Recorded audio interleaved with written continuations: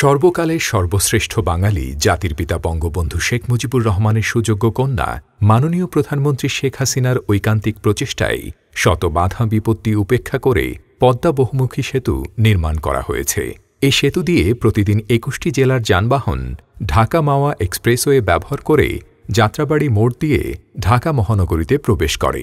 একই সাথে চট্টগ্রাম ও সিলেট বিভাগের ১৬টি জেলার যানবাহনও যাত্রাবাড়ী মোড় দিয়ে ঢাকা মহানগরীতেই প্রবেশ করে। ফলে যাত্রাবাড়ী এলাকায় প্রচণ্ড যানজটের সৃষ্টি হয়। এতে নগরবাসীর প্রতিদিন অনেক কর্মঘণ্টা নষ্টসহ জ্বালানির অপচয় হচ্ছে। ঢাকার যানজট নিরসনে সরকারের সংশোধিত কৌশলগত পরিবহন পরিকল্পনা আরএসটিপি ইনার সার্কুলার রিং রোডের উন্নয়নের প্রস্তাবনা রয়েছে।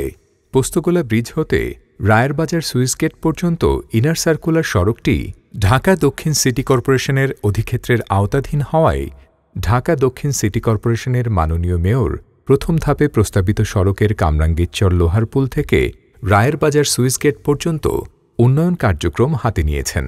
বিভিন্ন সংস্থার সাথে সমন্বয় করে বর্ণিত সড়কের পরিকল্পনা গ্রহণ করা হয়েছে।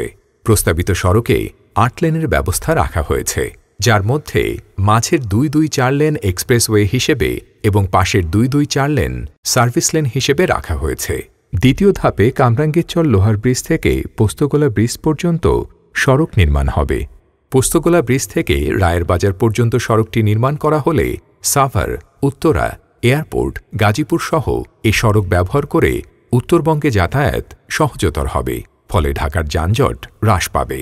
সার্ভিস রোড হতে এক্সপ্রেসওয়েতে এবং এক্সপ্রেসওয়ে হতে সার্ভিস রোডে যানবাহন প্রবেশ করতে পারবে, যার ফলে সড়কের পার্শ্ববর্তী এলাকার যানবাহন এক্সপ্রেসওয়ে ব্যবহারের সুবিধা পাবে। সড়কের অ্যালাইনমেন্টে ৩টি ওভারপাস রাখা হয়েছে। এতে করে পার্শ্ববর্তী এলাকার যানবাহন এক্সপ্রেসওয়ের নিচ দিয়ে পারাপার হতে পারবে।